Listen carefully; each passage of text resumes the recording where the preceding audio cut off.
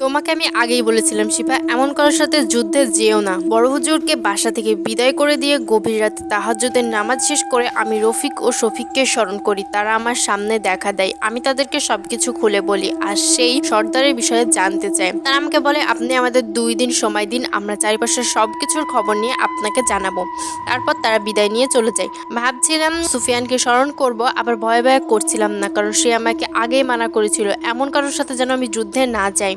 পরদিন সকাল হলো। খুব সকালে বড় হুজুর আমাদের বাসায় চলে এসেছেন। সে আমার সাথে দেখা করতে চাচ্ছিল। আমি তার সাথে দেখা করি। সে আমাকে বলে, আমার বাসায় খুব তাড়াতাড়ি আসো মা, আমার মেয়েটার অনেক বড় ক্ষতি হয়ে গেছে, তাকে পজিস করে ফেলেছে। আমি যত কোরআনে আয়াত পারতাম সবকিছু দিয়ে চেষ্টা করেছি, কিন্তু আমি তাকে রক্ষা করতে পারছি না। সে খুব পাগলামি শুরু করেছে, তাই তাকে আমি শিকল দিয়ে বেঁধে রেখেছি। তুমি একটু আসো মা, তুমি একটু দেখো, তুমি যদি কিছু করতে পারো। আমি হুজুরের সাথে তার বাসায় উদ্দেশ্যে রওনা দিই।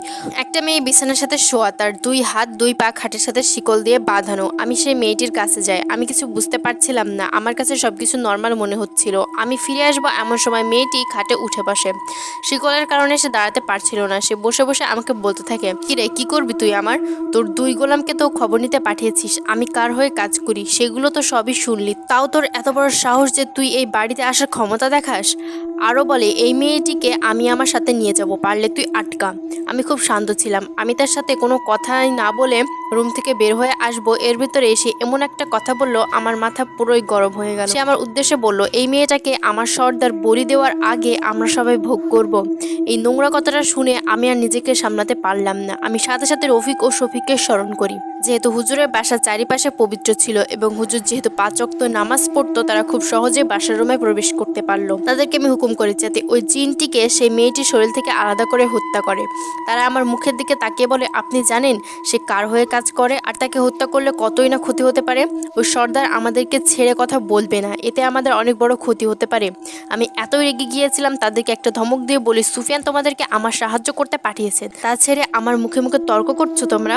তারা আমার কাছে ক্ষমা চায় আর একটি আয়াত বলে, এই আয়াতটি সেই মেয়েটির কানে বলতে বলে যাতে সে জিনটি সেই মেয়েটির শরীর ছাড়তে বাধ্য হয়। আমি হুজুরের মেয়ের কানের কাছে গিয়ে সে আয়াতটি বারবার পড়তে শুরু করি। একটা পর্যায়ে সেই জিনটি সেই মেয়েটির শরীর ছাড়তে বাধ্য হয় আর তখনই রফিক ও শফিক সেই জিনকে হত্যা করে। সেই জিন মারা যাওয়ার আগে একটা কথা বলে, সে আসবে, সে তোদের ছাড়বে না। আর একটি চিৎকার দিয়ে বলে, সর্দার তারা আমাকে হত্যা করলো, আপনি আমার হত্যার বিচার করবেন। এটা বলে সে সেখানে ধুলো হয়ে উড়ে যায়। আমি হুজুরকে বলি, আপনার মেয়ের ভিতরে এখন আর কেউ নেই, আপনি আপনার মেয়ের শরীরটিকে বন্ধ করে দিন, যেন কেউ আপনার মেয়ের ভিতরে প্রবেশ করতে না পারে। আর সেখান থেকে আমি চলে আসি। আমি এশার নামাজ পড়ে রাতে ঘুমিয়েছিলাম। হঠাৎ করে আমার ঘুম ভেঙে যায় একটা গুঙ্গানির শব্দে। চোখ খুলে দেখি আমার রুম তো অন্ধকার, তবে রুমের একটি পাশে একটা লোক একটি চেয়ারে বসে বসে পা ঝোলাচ্ছে। সে একটি হাসি দিয়ে আমাকে বলে, কি রে ঘুম ভেঙে গেল? আমি ভয় পাচ্ছিলাম না, কারণ এসব দেখে আমি অভ্যস্ত। আমি বিছানা থেকে উঠে বসি আর সেই লোকটাকে উদ্দেশ্য করে বলি, তুমি হয়তো সর্দার। সেই লোকটি বলে, বাহ, তোর তো অনেক জ্ঞান আছে, তোর সাহসের প্রশংসা না করে থাকতে পারছি না। তুই সবকিছু শুনেও আমার লোককে হত্যা করলি, বাহ, খুব ভালো। তুই কি ভেবেছিস তোর সাথে যে আছে তার বিষয়ে আমি কিছুই জানি না? আমি সবই জানি। আর তোর ওই 2 গোলামকে চাইলে আমি এখনই হত্যা করতে পারি। দেখ না, আমি তোর রুমে, কিন্তু তোর 2 গোলাম আমাকে এখানে আসা থেকে আটকাতে পারেনি। তারা জানে আমি কে আর আমি কি করতে পারি তাদের। সে এখন আমাকে উদ্দেশ্য করে বলে, ঠিক আছে, তুই যেহেতু চাস না বড় হুজুরের মেয়েটিকে আমি নিয়ে যাই, এখন আর আমি ওই হুজুরের মেয়েটিকে নিয়ে যাব না। এখন আমি তোকে নিয়ে যাব আমি বলি দেওয়ার জন্য। পারলে তুই নিজেকে বাঁচা আর তাকে বল তোকে বাঁচানোর জন্য। এটা বলে সে অন্ধকারের মাঝে সে মিলিয়ে গেল আর সাথে সাথে রুমে প্রবেশ করলো রফিক ও শফিক। তারা আমাকে সালাম দিয়ে বলল, আপনি খুব দ্রুতই মহারাজের সাথে যোগাযোগ করুন, কারণ আপনি নিজেও জানেন না এই সর্দার নামক ইবলিস কতটা শক্তিশালী। আমি তাদের বলি, কি মুখে বলবো বা কি মুখে তার কাছে সাহায্য চাইবো? সে তো আগে আমাকে এসব বিষয়ে জড়াতে মানা করেছিল। আমি বলি, আমি নিজের রক্ষা নিজেই করব, তোমরা পারলে আমাকে সাহায্য করো, না পারলে নেই, উপরওয়ালা তো আছে।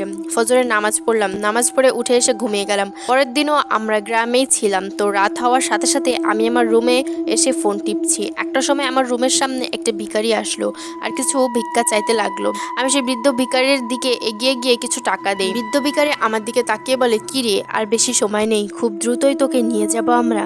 এই কথা শেষ করে তার ভিক্ষার ব্যাগ থেকে একটি কাটা মাথা আমার হাতে ধরিয়ে দেয়। আমি দেখলাম এই মাথাটা আমার বাবার। এসব দেখে আমি খুব জোরে একটা চিৎকার করি আর সেখানে অজ্ঞান হয়ে পড়ে যাই। মধ্যরাতে আমার জ্ঞান ফেরার পর দেখি আমার পাশে আমার মা শোয়া, আর ঘরের একটি পাশে সেই লোকটি চেয়ারে নিয়ে বসে আছে। তার চেহারাটা দেখা যাচ্ছে না অন্ধকারের কারণে। সেই লোকটি আমাকে উদ্দেশ্য করে বলে, এটুকুতেই ভয় পেয়ে গেলি? তুই তো মানুষের চিকিৎসা করিস, তোর সাহসটা একটু বেশি থাকার দরকার ছিল। এটা বলেই সে চেহারাটা আমাকে দেখায়। তার চেহারার জায়গায় কোনো চোখ ছিল না, একটা বিচ্ছিরি হাসি দিয়ে আছে আর পরনে একটা সাদা ধুতি। সে আমাকে বলে, খুব দ্রুতই তোকে আমি বলি দেব। এটা বলে সে আমার হাত ধরে বাইরে টানতে টানতে নিয়ে আসে। আমি দেখি আমাদের উঠোনে 3টি লাশ, আর লাশের পাশেই তাদের কাটা মাথাগুলো দেখে আমি বুঝতে পারলাম একটি লাশ আমার বাবার ও আমার চাচার ও আমার চাচাতো ভাইয়ের। আমি আরো দেখলাম সে কাটা মাথাগুলো এখন চোখ মেলে তাকিয়ে আছে আমার দিকে আর হাসতে হাসতে বলছে, তোকেও নিয়ে যাব, তোর মাথাটিও শরীর থেকে আলাদা থাকবে শিফা। আমি আর নিতে পারছিলাম না, তাই অজ্ঞান হয়ে যাই। কি হচ্ছে আমার সাথে? তাহলে তো সেই ইবলিস নামক সর্দার আমাকে নিয়ে যায়।